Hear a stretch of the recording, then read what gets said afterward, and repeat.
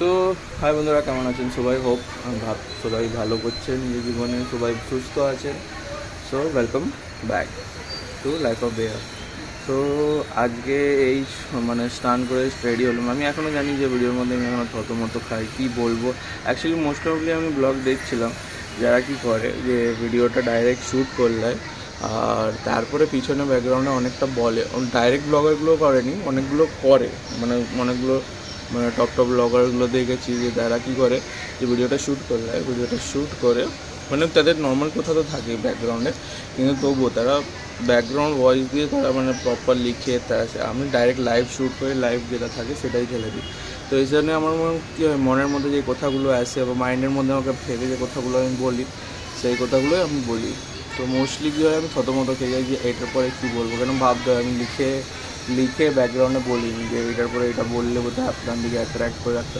আমি জানি ইউটিউবের রিদম হচ্ছে যে প্রথম 30 সেকেন্ডে যদি আপনার যে কী বলে, আপনার যে পিপল, আপনাকে ভিউয়ার্স যে দেখছে তার দিকে যদি আপনি ধরে রাখতে পারেন, তাহলে জিনিসটা ঠিক হয়। তাহলে কী হয়, আপনি প্রপার 30 সেকেন্ডে একটা হুক রাখার দরকার, যেটার মধ্যে আপনার ভিউয়ার আপনাকে দেখে। তাহলে কী হয়, তারা পুরোটা দেখে।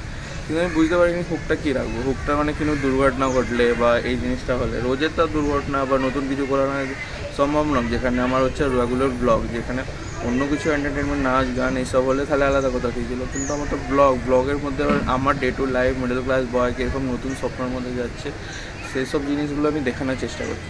কিন্তু সেই সব জিনিসগুলোর চক্করে কিন্তু আমার রোজে তো নতুন কিছু হবে না, সেই একই ঘিসা হওয়া লাইফ, বোরিং লাইফ যেটা বলে যে 9 to 6, আমাদের 9 to 5 না 9 to 6। তো সেইটাই আছে জীবনে। কিন্তু সেই জন্য চেষ্টা করছি যে কোনো একটা নতুনত্ব যদি এসে কোথাও একটা যাওয়া হচ্ছে না। এখন সিরিয়াসলি বলবো, ফাইন্যান্সিয়ালি অনেক প্রবলেম চলছে, যে আমি কি করে কি সব সামলাবো। অনেক টাকার ব্যাপার আছে, যে সবাইকে সব দিতে হবে, কেন নেওয়া হয়েছে। কোথায় কি গাফলতি করে, আমি দেখো নর্মালি যেরকম ছেলে যে এসছে, কেউ বলছে এই যে চলো এটা করি, আমি ঠিক আছে করে নাও যদি পয়সা আছে। আমার কোনো ওই জিনিসটা ভাবনাই না যে আমাকে সেভ করতে হবে। ওই জিনিসটা কবে আসবে আমি ঠিক জানি না। ওই জিনিসটা এলে ভালো হয়, কিন্তু কবে আসবে ঠিক জানি। সো ওই জন্যে আমি কোনোদিন যে পয়সা এসছে সামলিয়ে রাখতে হবে, সেভ করে রাখতে হবে ইন ফিউচারের জন্য, সেই জিনিসগুলো আমি করতে পারছি না। আমার না হয়নি ওইটা, কী জানি, আমারই গাফলতি তো আমারই হবে। তো সেই জন্য এবার বাকি যেটা আমি বলছি, যে ভিডিওর মধ্যে অনেকজন দেখেছি যে পুরো দিনের শ্যুট করে নিল, তারপরে ব্যাকগ্রাউন্ডে বলে বিজগানে যে সিনে তাদের কোথা দেওয়ার থাকে সেগুলো বলে। কিন্তু আমি চেষ্টা করি যে আমি যেটা লাইভ যেটা বলে ফেলেছি, কেন পুরো দিনের কথা করি, আমার মাইন্ডে মনে থাকবে যে আমি এগুলো বলেছি না বলিনি। তো সেই জন্য আমি চেষ্টা করি যে আমি লাইভেই একে হচ্ছে, মনে হচ্ছে কেউ গাড়ি চালাচ্ছে, ওইদিকে গাড়ি হয়তো টেস্ট করছে, সে ছাড়ো।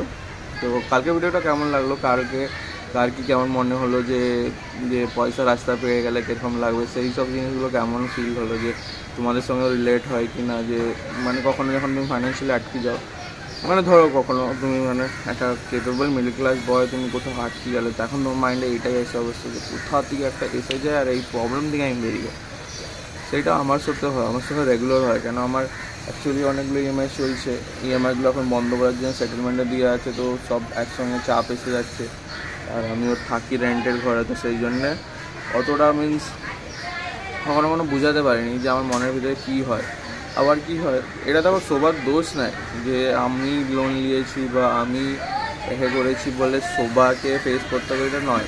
কিন্তু কি হয়, আমি টেনশনে থাকি বলে আমি মুখটা একটু ডাউন থাকি। কেন যখন তোমার মাইন্ডে অনেক কিছু ডিস্টার্ব চলতে থাকে না, তুমি নিজের ফেস, মুড আর রিয়াকশান চেঞ্জ করতে পারো না।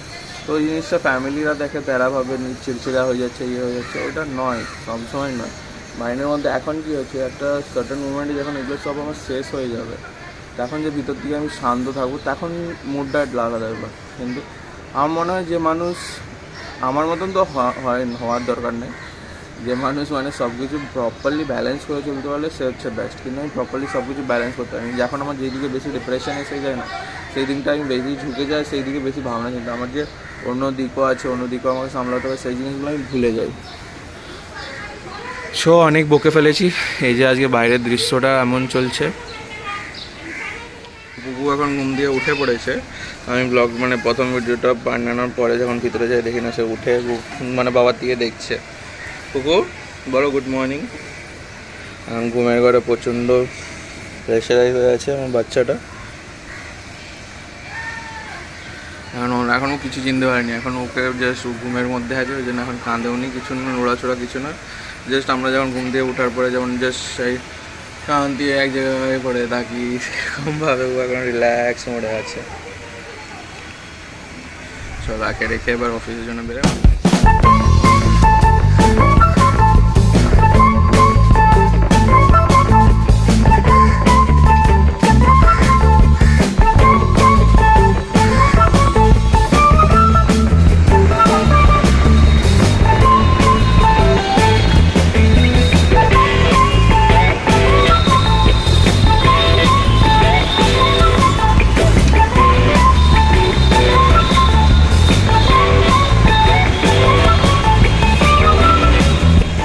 তো চলে এসেছি মেট্রোতেই, বোর লাগে, জানি না কেন কিন্তু বোর লাগবে। মেট্রো এখন আসছে, মানে মেট্রো চলে গেছে, আমি এসেছি মানে জাস্ট মেট্রো টাচ করলাম তো এখনই চলে গেছে। এখন আমার নতুন মেট্রোর জন্য ওয়েট করতে হচ্ছে, কখন সে আবার নতুন আসে তারপর আগে।